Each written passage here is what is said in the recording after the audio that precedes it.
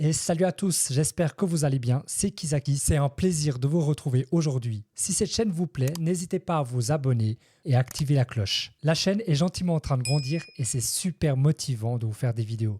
Merci à tous et place à l'affaire Stéphane Plaza.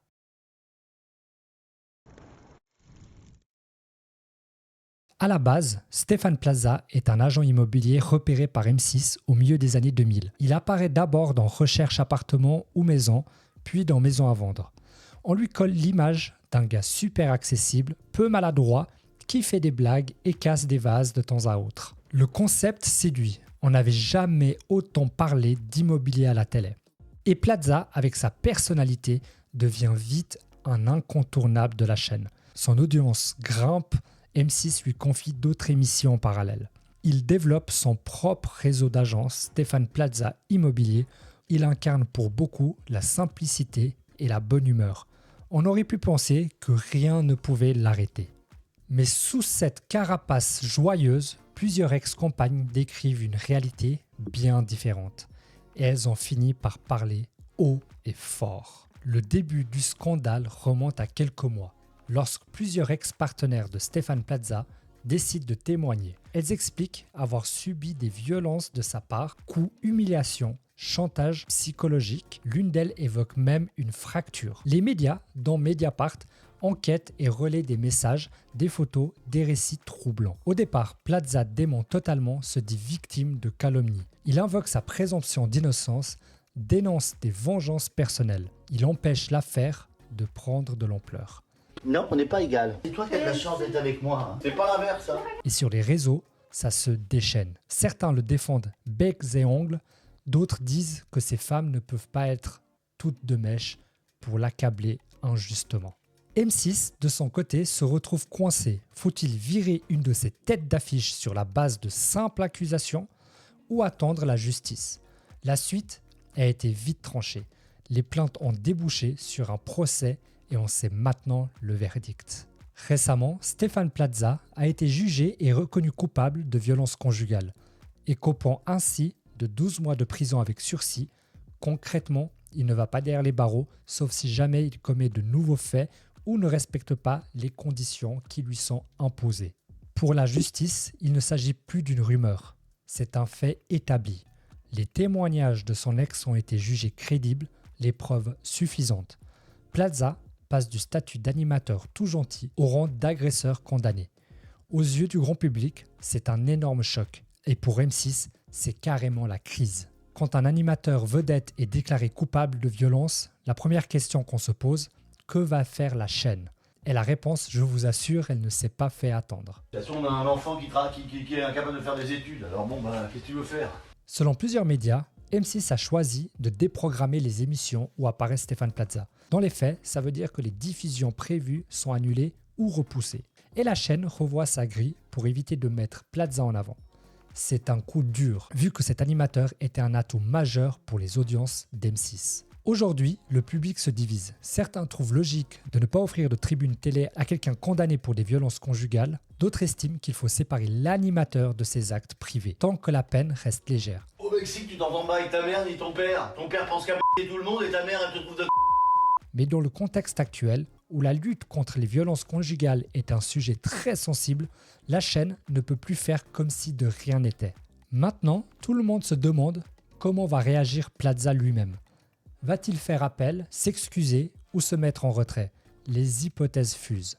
À l'heure où on parle, l'animateur n'a pas encore fait de grandes déclarations publiques. Pour beaucoup, Plaza n'est plus crédible en animateur, même si légalement il est en sursis. Médiatiquement, le choc est tel qu'on voit mal comment il pourrait continuer à jouer le rôle du gars jovial qui fait des gaffes, qui fait des blagues. Cette partie de sa carrière semble fortement compromise, voire finie. Et ce n'est pas seulement la télé qui est en jeu, car Stéphane Plaza a aussi un réseau d'agences à son nom. Qu'en est-il de ses franchises pris entre deux feux? Des centaines d'agences portent l'enseigne Stéphane Plaza Immobilier à travers la France. Elles sont appuyées sur son image pour attirer la clientèle. Aujourd'hui, cette image est abîmée par une condamnation pour violence conjugale. Certains franchisés pourraient craindre un boycott, d'autant plus que beaucoup de consommateurs ne veulent plus associer leur projet avec un nom lié à la violence contre les femmes.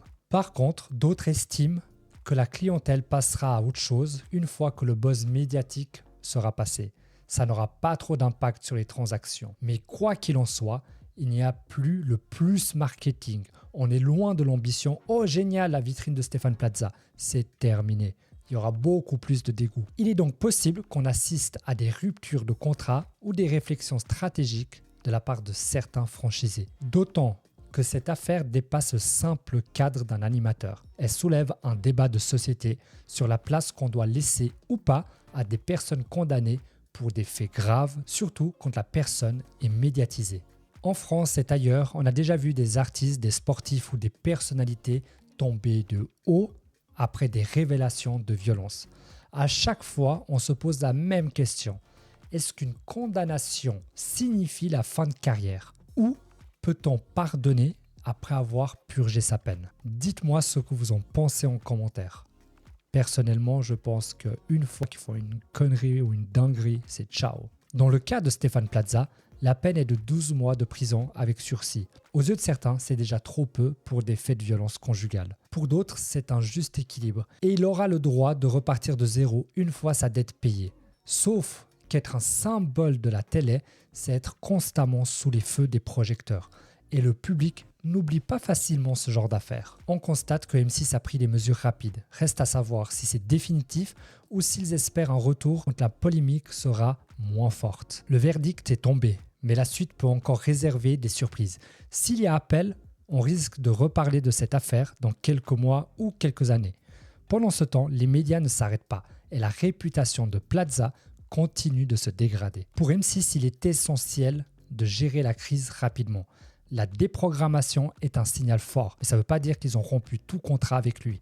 Certains internautes estiment que la chaîne aurait dû réagir plus tôt. D'autres défendent la présomption d'innocence, rappelant qu'il n'était pas encore condamné à ce moment-là. Ce qui est sûr, c'est qu'au-delà de l'impact sur l'animateur et la chaîne, ce verdict est un soulagement pour les victimes qui voient leurs paroles validées par la justice et par l'opinion publique. Dans les témoignages, plusieurs ex-compagnes ont parlé de douleur, de peur et parfois d'isolement. Se confronter à une personne aussi médiatique n'est pas chose facile. Il avait la popularité, la puissance d'une chaîne derrière lui, pourtant elles ont persisté et la justice leur a donné raison en reconnaissant sa culpabilité. Pour elles, c'est plus qu'une condamnation, c'est la preuve qu'on peut être écouté et cru, même face à une star de la télé.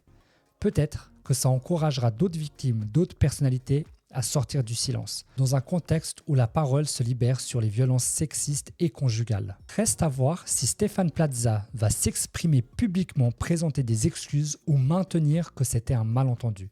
Pour l'instant, on attend sa réaction officielle. Aujourd'hui, la carrière télé de Plaza est en suspens, M6 stoppe la diffusion de ses émissions et le public est encore sous le choc.